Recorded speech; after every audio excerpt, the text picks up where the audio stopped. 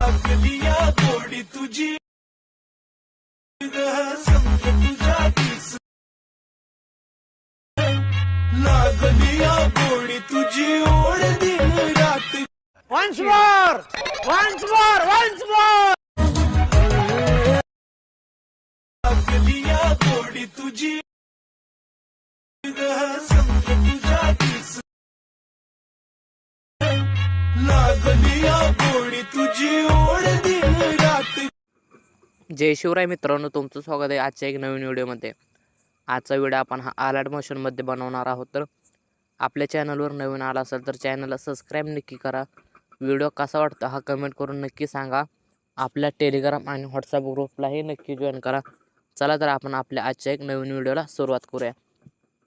सगळ्यात अगोदर bit mark आणि शेक इफेक्ट प्रीसेट आलाट मोशनमध्ये इनपुट करून घ्यायचं. डिस्क्रिप्शनमध्ये लिंक दिलेली आहे.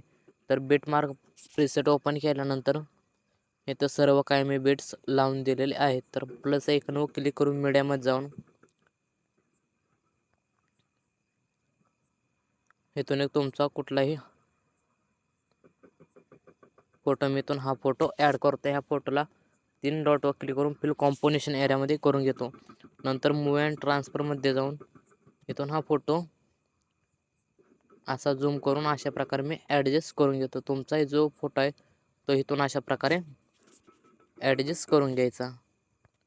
नंतर ह्याची लेंथ लास्टपर्यंत ओढून घेतल्यानंतर ह्या फोटोला अशा प्रकारे खाली ओढून घ्यायचं. नंतर सुरुवातीला येऊन 2.25 सेकंदला येऊन हा फोटो कट करून घ्यायचा आणि ह्या फोटोला पण अशा प्रकारे खाली ओढून घ्यायचं. नंतर बॅग घेतल्यानंतर शेक इफेक्ट प्रीसेटमध्ये जाऊन इथं जे काय तुम्हाला PNG दिलेलं आहे तर इथून ह्या प्लस आयकॉनवर क्लिक करून कॉपी लेअर करून घ्यायचे. बॅग घेतल्यानंतर बीट मार्क ओपन केल्यानंतर ह्या प्लस आयकॉनवर क्लिक करून पेस्ट लेअर करून टाकायचे. तर ह्या लेअरवर क्लिक करून पुढं ओढून इथून अशा प्रकारे पुढं ओढून घ्यायचे. हे जे पण लेंथ लास्टपर्यंत ओढून घेतलेलं आहे तर हे अशा प्रकारे खाली ओढून घ्यायचे. ह्याच्यावर क्लिक करून मूव अँड ट्रान्सफरमध्ये जाऊन इथून अशा प्रकारे तुम्हाला जसे हवे तसे इथून ॲडजस्ट करून घ्यायचे. मी इथून अशा प्रकारे करतो. नंतर सुरुवातीला बॅग घेतल्यानंतर शेक इफेक्टमध्ये जाऊन हा काय जो काय पहिला इमेज आहे त्यावर क्लिक इफेक्टमध्ये जाऊन इथून खालच्या कोपऱ्याला 3 डॉट दिसत असेल तर ह्याच्यावर क्लिक करून कॉपी इफेक्ट करून घ्यायचे. नंतर बॅग घेतल्यानंतर बीट मार्क ओपन केल्यानंतर हा आपल्या पहिल्या इफेक्टमध्ये जाऊन नंतर 3 डॉटवर क्लिक करून पेस्ट इफेक्ट करून घ्यायचं. तर आपल्या हा पहिल्या फोटोला हा इफेक्ट लागलेला आहे. तर आता दुसऱ्या फोटोला इफेक्ट लावायचा आहे. तसेच बॅग घेऊन शेक इफेक्टमध्ये जाऊन